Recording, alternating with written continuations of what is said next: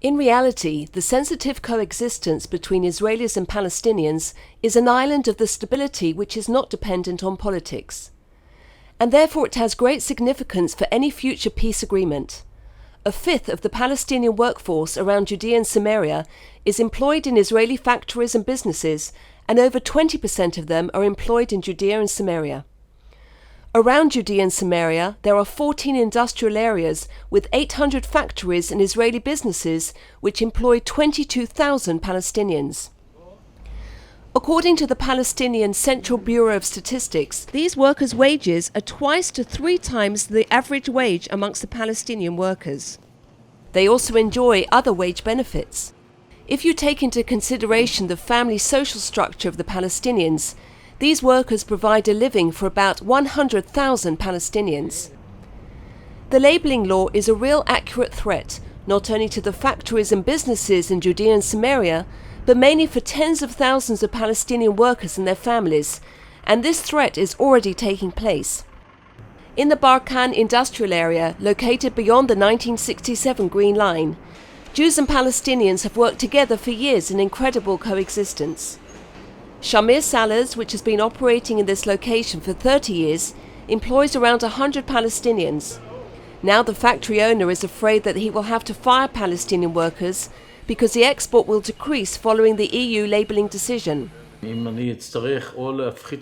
If I would have to reduce the manufacture quantity, or if it would become drastic in a way that I would have to relocate this factory, in the end, the 100 Palestinian workers and 50 others around who made a living from our production here would be hurt and would be out of work. Just for example, there was here the Bagel and Bagel factory which belongs to Unilever. Unilever, exactly out of this reason, not willing to keep and having their factory in Barkan, relocated their factory to Tzfat, and they fired 100 workers, many of them knocked on our factory doors seeking for work. The Palestinian workers at Shamir Salads appreciate the condition today and are afraid of their future following these decrees. Shamir Salads delivers lots of its productions abroad. Once the work decreases, he will have to cut down in the number of workers. We would have nothing to do. We would be out of work. There would not be much work to do here, and many people would go home. I have been working here for 20 years. If I want to work here, where would I work? I have no other place to go to. SodaStream Company, which was located until half a year ago in Mishor Adumim, beyond the Green Line, employed 600 Palestinian workers and contributed significantly to the Palestinian economy. We were the larger employer of Palestinians in the world, private employer. And eventually we moved the factory for business reasons. We're still trying to employ as many of them as we can. We currently have about 100. I'd love to employ more. But for those Palestinians, the job was life. Each one of them provided sustenance to 10 people. And how do we know that? Because we purchased for them health insurance for their families, so we know their dependents. And the health insurance was incredible. It included elective surgery and the physician to your home and even organ transplants. We treated these Palestinians as family, with equal wages and benefits and rights and opportunities as our Israeli employees.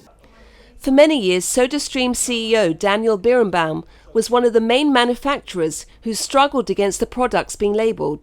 Birnbaum claims that the EU decision will hurt only the Palestinians, who will be fired exactly like the SodaStream ones. The whole boycott movement, and now the extension of the boycott movement, which is the labeling law, it's the same, has not impacted our business at SodaStream whatsoever, to be clear.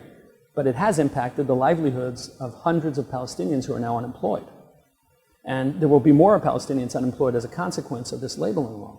So it's really a foolish law. It serves nothing to help the Palestinians. The EU aim is to promote future peace between the Palestinians and Israelis, and the way leading there is to neutralize the intensity between the two people.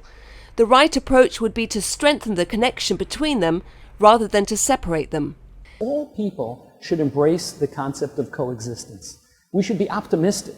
We should find opportunities to bridge the gaps and not punish either side, and not even deepen the hate and celebrate the hate.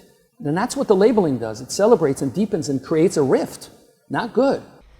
rather than forcing Israelis and Palestinians to disintegrate through initiatives like the labeling law, practical steps should be undertaken to further more economic collaboration between Israelis and Palestinians. So I would encourage our friends in Europe who care, who want to make the world a better place and embrace the concept of tikkun olam, betterment of the world, to join us. Let's do this. Let's shed light on the darkness. Let's bring people together.